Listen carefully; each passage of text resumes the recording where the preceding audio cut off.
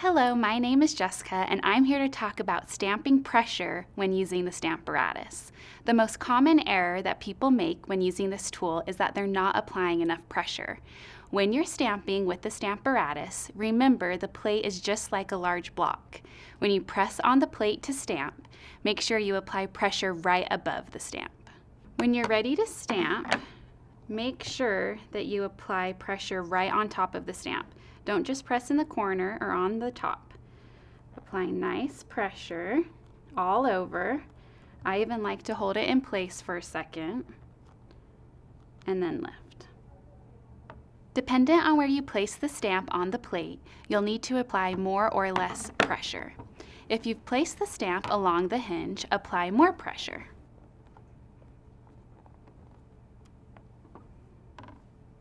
If you're stamping towards the middle, apply less pressure.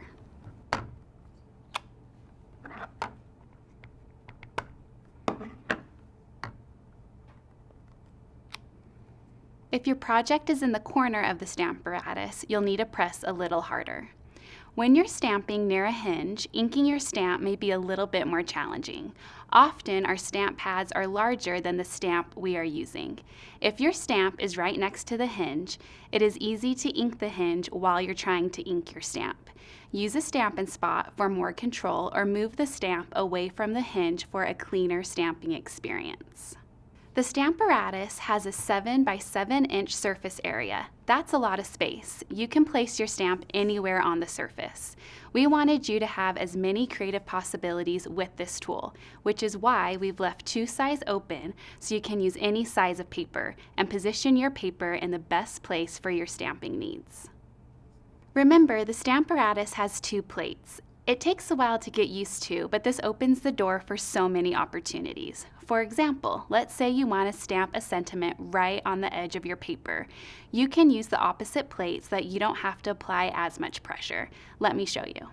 This sample uses the Inspired Event stamp set. And I've pre-mounted my stamps ahead of time on my Stamparatus plate, and I've strategically thought through where I've placed each of the stamps for the simplest stamping experience. I'm going to stamp first in Flirty Flamingo, and I've decided to use this plate because this stamp is more towards the center of the plate.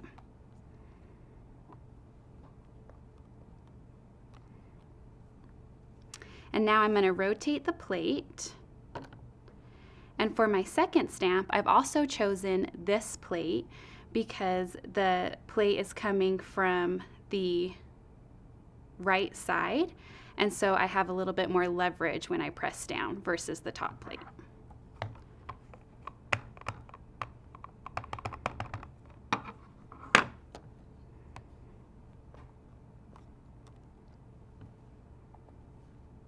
Another tip is to put your stamp case under your plate. That way, when you're inking, you have a level surface and your plate isn't going to move around.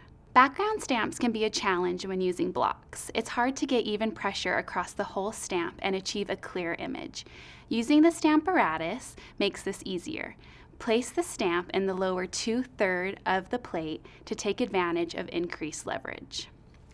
I've put some washi tape in the corner so that I know where to put my paper every single time.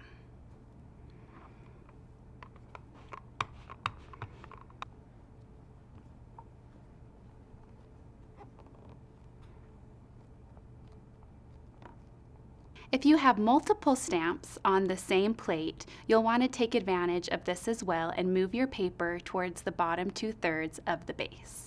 We've released a series of technique videos for other Stamparatus techniques, such as creating patterns with the hinge step and stamping on pre-die cut pieces. Check them out on our YouTube channel. To order a Stamparatus, contact your local demonstrator or visit stampinup.com.